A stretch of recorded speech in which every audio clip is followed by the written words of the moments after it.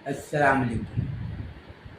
अमीता खातून Mishra news channel Korea में आपका हार्दिक स्वागत है।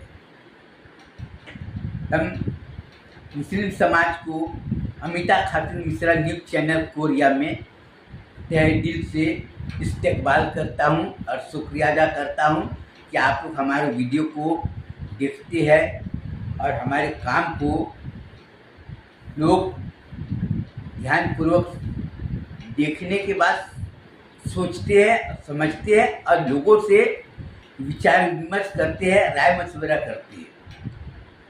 इस दुनिया में कामयाब होने वाला इंसान पढ़ा लिखा हो ना हो, इससे मतलब है, मतलब इससे है कि जो इंसान कोई भी काम अगर करता हो तो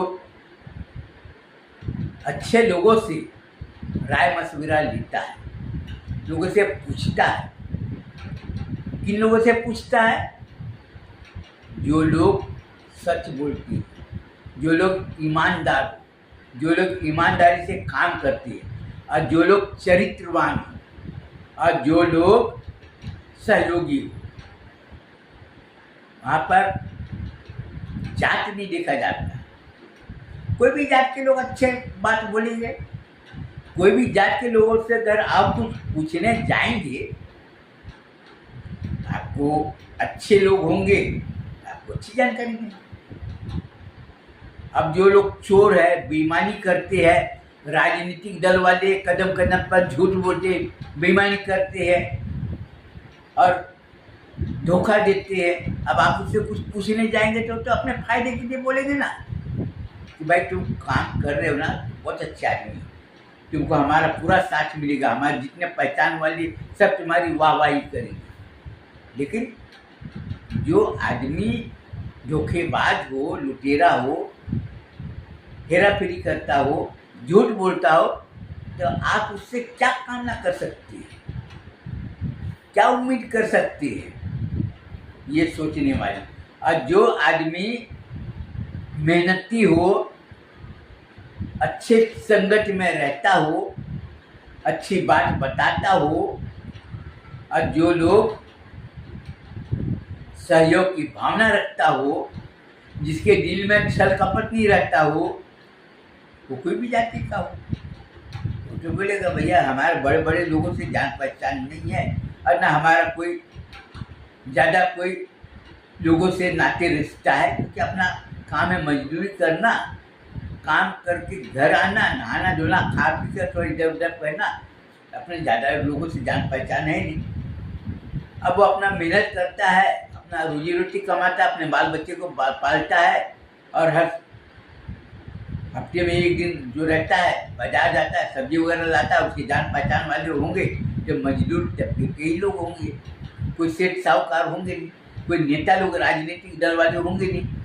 तो जो साथ रहते, गांव में रहते, तो उसको वही लोग अपना बोलेंगे, सोच समझ कर बोलेंगे, पढ़ा लिखा है तो और अनपढ़ है तो। अब आपको खुद सोचना है कि हमको क्या करना चाहिए, क्या नहीं करना चाहिए। आप कोई काम करते हैं तो आपकी आलोचना होगी। आलोचना करने वाला कौन होगा? जो आदमी सही बात करता हो, सही बात बोलता हो, वो होगा। और आपकी वाहवाही करने वाला कौन होगा? जो चापलूसी करने वाला कौन होगा? जो आदमी आपके साथ में रहता हो लेकिन आपकी वाहवाही क्यों कर रहा है? ये मेरे से नाराज ना हो जाए, क्योंकि इससे हमेशा हमारा लेना देना पड़े न रखता है। कभी भी जरूरत पड़े यार 1500 रुपया 2000 रुपया देना यार, वो हमेशा देता है। अगर मैं उसकी वाहवाही नहीं करूँगा गुस्सा जाएगा, मैं पैसे मांगूँ तो नहीं देगा। तो वो आदमी आपका दोस्त नहीं है, वो आदमी आपका दुश्मन है। आप जिसको लेना देना करते हैं और आपका अगर पक्का दोस्त है, आपस अच्छा सोचने वाला है, वो चाहता है कि आप हमेशा सुखी रहे, तो क्या करेगा? भले आप उसको पैसे देते, लेकिन वो आपको गलत काम करने से रोकेगा। क्यों रोकेगा? क्योंकि जिस पेड़ में फल लगता है ना, वो पेड़ को अगर कोई नुकसान पहुंचाना चाहे तो लड़ाई झगड़ा करने के लिए तैयार हो जाएगा। पेड़ में फल लगे न लगे, छाया तो देता है ना। इस साल आम नहीं फला, अगले साल फलेगा, या 2-4 साल नहीं फलेगा, कोई बात नहीं, लेकिन आम का पेड़ है तो आम तो फल नहीं है। उसी तरह से जो आदमी आपका सहयोगी है वही चाहता है आप हमेशा सही सलामत रहें और आपको कोई नुकसान ना हो, इसलिए वो आपको सही सलाह देगा और आपको बुरे कामों से रोकेगा। अब इसका जीता जागता उदाहरण सबूत ऐसा है कि हमारे मदरसे में पढ़ने वाले जो बच्चे हैं, तो बाहर से बहुत से लोग आए कि तुम कुरान शरीफ पढ़ते हो ना, मेरे को बहुत अच्छा लगता है, तो तुम्हारे पास में कुरान शरीफ जो पुराना है ना, उसके जगह पर मैं आपको नया ला कर देता हूँ। लेकिन सामने वाले ने नहीं दिया। बोला हजरत आपका बहुत बहुत शुक्रिया, आपके लिए मैं दुआ करूँगा, लेकिन आप जो कुरान शरीफ लाए हो ना, हमको नहीं चाहिए, आप ले जाइए। आप कोई नजराना देने के लिए आए ना, हमको नहीं चाहिए। क्यों? क्योंकि उससे जान पहचान नहीं ना। सवाल जान पहचान का नहीं, सवाल ये कि वो आदमी है कौन, और वो आदमी हलाल की कमाई किया है कि हराम की कमाई किया है। इसका असर क्यों पड़ रहा है कि हमारे मदरसे में तालीम दिया गया है कि बेटा कोई भी आदमी हो, आज मुसलमान के भेष में शैतान आएगा, बड़ी बड़ी बातें करेगा, कुर्ता पैजामा सलवार ये सब रहेगा, टोपी रहेगा, 5 वक्त नमाज पढ़ेगा, लेकिन उसका काम है धोखा देना। तुमको कोई भी काम करने के पहले ये देखना है कि अगर हलाल की कमाई करने वाला है चलेगा, कोई बात नहीं, और हराम की कमाई करने वाला वो तुमको चलेगा। तुम जाकर देखो, जैसे कपड़े की दुकान में लोग जाते ना, देखते ना, कपड़े की दुकान तो बहुत है, बाजार में कपड़े लेने जाओ तो दुकानें बहुत है, किराने की दुकान बहुत है, लेकिन कपड़ा लेने के पहले देखते हैं ये क्या मीटर का है, ये कपड़ा कौन सा है, कैसा है, उसके बाद में लोग लेन देन करते हैं। उसी तरह से आदमी का पहचान पहले करो, पैसे के पीछे दौड़ो मत। और आज मदरसे में पढ़ने वाले बच्चे हैं, वो हलाल की कमाई खाने से और सही तालीम लेने से आज वो बुरे लोगों से हमेशा जुड़ रहा है। और वो सोचने के लिए उसको मजबूर होना पड़ा कि भाई हमारे पीछे लोगों को आने की ज़रूरत क्या है। भाई हमको खाना कपड़ा हमको मिल रहा है, हम अपना काम कर रहे, हमको कोई परेशानी है तो दूर वाले को क्या ज़रूरत है। और हमको नहीं बनाना अच्छा घर, हमको अच्छे कपड़े नहीं पहनना, हमको जितना ताकत है हम जितना काम कर रहे हमको भी। अब रही बात काम करने की, काम उस आदमी के घर करो जो आदमी का व्यवहार सही हो, लेन देन सही हो, चरित्रवान हो और इज्जतदार आदमी हो। उसके घर अगर काम कर रहे हो कोई हद नहीं। अब बहुत से लोग नेता लोग के घर में काम करते हैं, नेताजी जहाँ मजदूरी है 200-250 रुपया का, नेताजी उसको 2000 रुपया दे दी, ये लो मेरे तरफ से तुमको, तुमने काम बहुत अच्छा किया। लेकिन भैया क्यों? भाई हमारा मजदूरी है 300 रुपया, आप 2000 रुपया क्यों दे रहे? क्योंकि वो चाहता है ये मेरे पीछे पीछे लोग आए, अपने साथ लोग काम दिला देता है, फलानी जगह जाओ, फलानी जगह जाओ, मैं तुमको काम दिला दे रहा हूँ ये।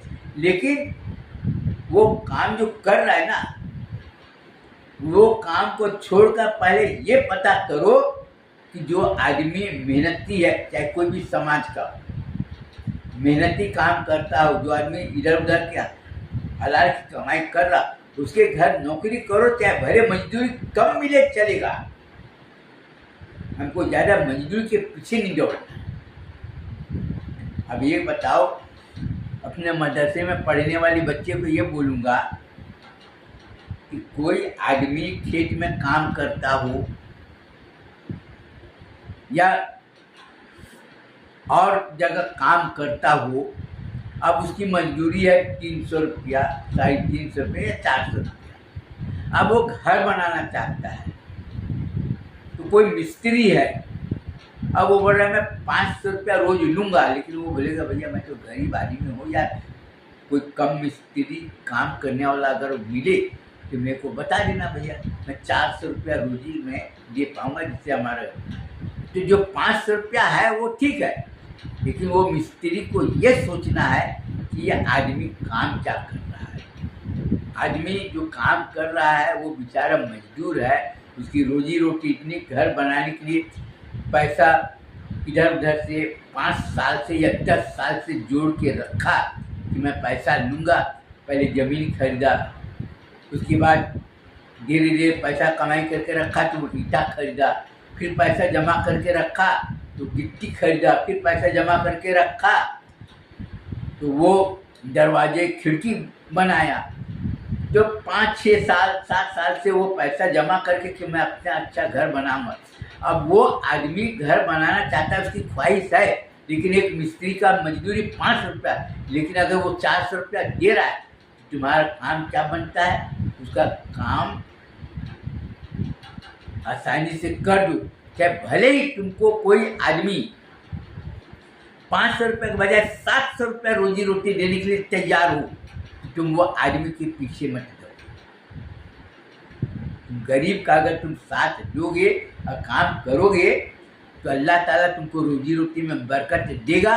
ये दिमाग से निकाल दो कि मैं 500 रुपये रोजी रोटी में कमाता हूँ, मैं काम करने वाला हुनर हूँ, मेरे को कहीं पर भी काम मिल जाएगा, ये नहीं, बल्कि गरीब मजदूर का काम तुम कर दोगे, तुमको लोग दुआएं देंगे और तुम्हारी पहचान होगी और तुमको रोजी रोटी तुमको बहुत मिल जाएगा। तो हलाल की रोजी रोटी थोड़ा कम होगा, चलेगा, और तुम अगर गरीब लोगों का अगर तुम साथ दोगे तो गरीब लोग तुम्हारी दुआ दे सकते ना, बेचारे उतना कमाने वाले नहीं। अब तुम अगर अच्छा काम करोगे तो उसका नतीजा क्या होगा कि लोगों में तुम्हारी पहचान होगी और लोग तुमको ईमान वाला, और अल्लाह ताला तुमको गैर से मदद देगा, तुमको पता भी नहीं चलेगा। पता कैसे नहीं चलेगा, उसका वजह बता देता हूँ। बहुत से मिस्त्री है ना, काम करने वाले, रोजी रोटी में काम करने वाले कुली भी है, बहुत से लोग काम करते हैं, बहुत से लोग पैसा कमाते हैं, लेकिन उसका पैसा बीमारी में निकल जाता है, उसका कोई तरह का नुकसान हो जाता है, लोग अपने आँख से देख चुके हैं, लेकिन नुकसान तो वो पैसा सब इधर से उधर निकल जाता है। और जो आदमी मेहनत काम किए रहता है ना, वो बीमारी से भी महफूज, आने वाली मुसीबत बलाओं से भी महफूज रहता है, अच्छे रहता है। और वो जैसे 4-5 मिस्त्री है, एक मिस्त्री ने काम करके हलाल की कमाई कमाया, मजदूरों का भी काम किया, भले उसकी आमदनी कम ही चलेगा, लेकिन एक ने पैसा खूब कमाया, अच्छा बनाया, लेकिन पता चला कि 2-3 साल के बाद में उसको बीमारी से ये पैसा चली गया, तो क्या फायदा फिर वो पैसा कमाई किया। जबकि एक मिस्त्री ने 1 साल में मान लो 2 लाख 2.5 लाख रुपया कमाया और एक ने 4 लाख रुपया कमाया, तो 4 लाख रुपया कमाने वाला मिस्त्री तो 2-3 महीना बीमार रहा तो उसका पूरा पैसा निकल गया। और एक आदमी सही काम किया, उसको लोगों की दुआ मिली और लोगों को इज्जत भी मिली और लोग उसके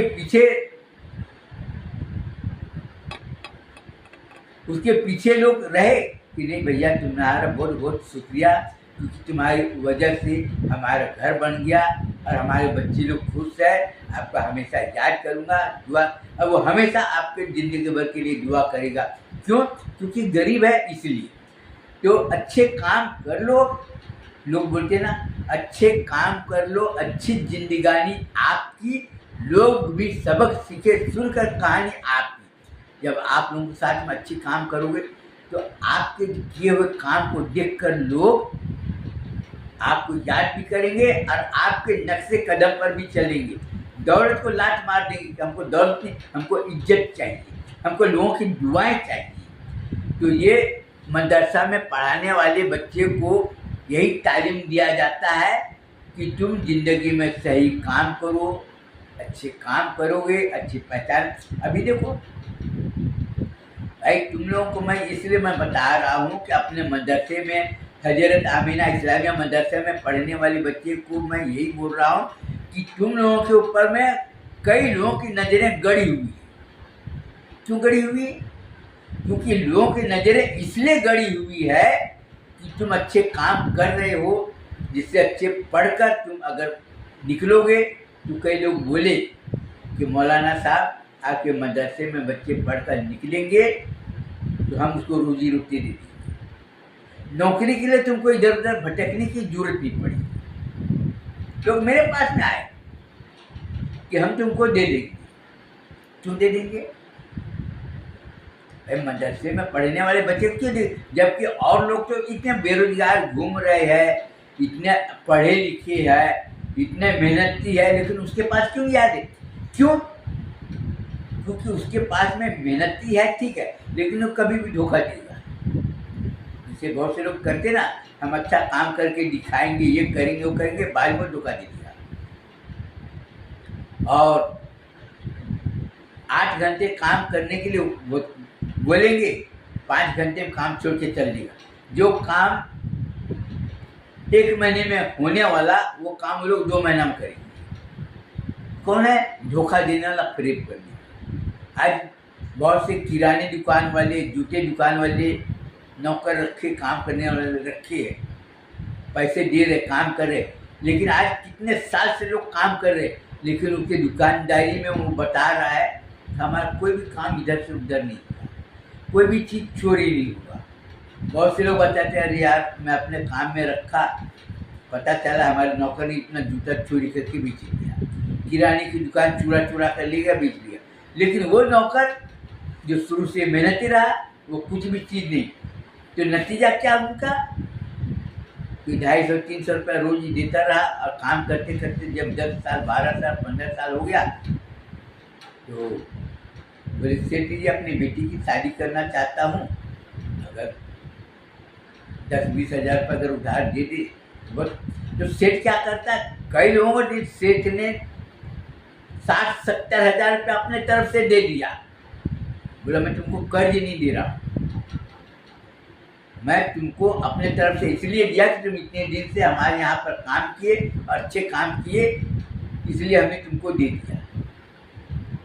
तो कई लोगों का 2 लड़की की शादी था, 3 लड़की की शादी, सेठ ने दे दिया। क्यों दिया? क्योंकि उनके काम को देख कर दिया कि हमारे साथ में अच्छा काम किया। और बहुत से सेठ लोग, जैसे बहुत से कपड़े की दुकान वाले और भी दुकान वाले, हम नाम पता पूरा नहीं बताना चाहते, आप लोग परख सकते हो, देख सकते हो, समझ सकते हो। तो सेठ लोग क्यों दिए? जबकि वो तो दूसरे समाज के हैं, तुम्हारे समाज के तो नहीं है, लेकिन क्यों दिया? क्योंकि उन्होंने अच्छा काम किया इसलिए दिया। और अच्छे काम करने वाले को हर जगह इज्जत मिलती है। भले तुम अपने 4 माले का 2 माले का बिल्डिंग नहीं बनाए, भले तुम झोपड़ी में रहे चला, लेकिन तुम्हारी इज्जत बनी हुई है। लोग क्या बोलते हैं, हमारे यहाँ काम करने वाला ना वो ईमानदार है, मेहनती है, और उसके साथ साथ में और भी सेठानी लोग चुपके से उसकी बेटी की शादी में सोने का हार दिए। बोले मत बताना, सेठ जी को मत बताना। जबकि सेठ जी को मालूम हो गया, लेकिन सेठानी को नहीं बोला। तुमने काय को दिया? सोने की अंगूठी दिया, सोने की चूड़ी दिया। अब सेठानी के प्रति जो आदमी काम कर रहा है 10 साल 15 साल से, अब उसके दिल और दिमाग में क्या आएगा, ये सेठानी ने हमारे लिए ऐसा ऐसा काम किया, मैं सेठानी जी को छोड़कर नहीं जाऊँगा। सेठानी बोलती है भैया ये काम कर देना। हाँ सेठानी जी मैं कर दूँगा। भैया ये कहाँ सेठानी जी, बरसात हो रहा है सेठानी जी, उनको टाइम बरसात छूटेगा ना, ये काम कर। अरे वो बरसात में काम कर देता है, वही नहीं देख रहा है कि पानी बरस रहा है तो मैं काम के बाद उसी से मैं कर देता है। तो सेठानी जी के दिल और दिमाग में क्या आया कि ये काम करने वाला हमारा बहुत अच्छा। अरे तबीयत खराब हो जाएगा, बोले सेठानी जी मैं काम कर देता, कल भी करूँगा, आज भी करूँगा, मेरे को करना है, तुमसे अभी कर देता हूँ। और तबीयत वगैरह अगर खराब हो भी जाती है, जो सिठानी जी चुपके से दवाई के लिए भी पैसा दे देती, और भी पैसा दे देती, इधर सेठ भी पैसा दे देता, वो हिसाब किताब नहीं जोड़ता, हिसाब किताब नहीं जोड़ता। उसका बेटे के पढ़ाई वगैरह का जो खर्च वगैरह है ना, वो बेटे को चुपके से बुलाता है, 10,000 रुपया दे दिया, बोला किसी को बोलना मत, अपने बाप को भी मत बोलना, बोलना हमको दिया है किसी ने, बस हम नहीं जानते हैं। तो इस तरह से लोग मदद कर देते, और ये मदद किसकी? अल्लाह की। अब मदद क्यों है? क्योंकि तुम ईमानदारी से काम करते हो, तुम्हारे चाल चलन अच्छे है, तुम्हारे चाल चलन अच्छे है, और तुम्हारे लेन देन भी साफ है, तुम मेहनती आदमी हो, इसलिए हर लोग तुम्हारी पसंद करते हैं। तुम भले मोटरसाइकिल में नहीं घूमते हो, अभी जो पता चला कई लोगों ने जबरदस्ती मोटरसाइकिल स्कूटर दिए अपने काम करने वाले को कि उसका काम ना रुके, लेकिन तुम्हारा भले 2 माले का बिल्डिंग ना हो, लेकिन तुम अपने ज़िंदगी में इज्जत के साथ साथ में हर मुसीबत बला से तुम महफूज हो। सबसे अच्छी ज़िंदगी क्या है? इज्जत के साथ अपनी ज़िंदगी को गुजारना, और समाज में इज्जत के साथ में रहना, और लोगों में अपनी पहचान बनाना, और कोई भी काम हो आसानी से कर लेना, यही सबसे बड़ी ज़िंदगी का कामयाबी है।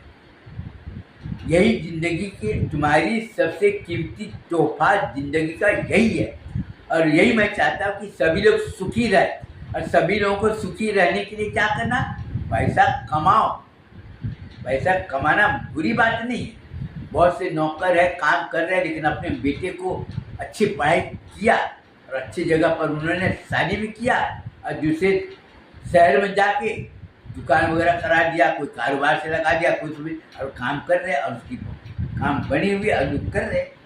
इसके साथ ही मैं अपना बयान ख़त्म करना चाहता हूँ, और हमारा बयान करने के पीछे हमारा मकसद ये है कि हज़रत आमीना इस्लामिया मदरसे में पढ़ने वाले बच्चे, तुम अपने भविष्य को देखो, दौलत के चमक धमक के पीछे कभी मत दौड़ो, और लालच में तुम कभी मत आना, और अपने इज्जत आबरू को हमेशा हिफाजत करना, यही हमारा कहने का मतलब। और आपको अगर हमारा वीडियो अगर अच्छी पसंद आई हो तो उसको लाइक जरूर करना, और लोगों को साथ ही साथ मैं ये बोलना चाहता हूँ कि जिन लोगों ने हमारे मदरसे का बॉन्ड खरीदे है, क्योंकि हमारे रिकॉर्ड देखने से हमको ये पता चल रहा है कि 40 लाख 45 लाख रुपया ज़्यादा है जिन्होंने भुगतान प्राप्त नहीं किए, वो अपना बॉन्ड को जमा करे और अपना पैसा को वापस ले ले, यही मैं गुजारिश करूँगा।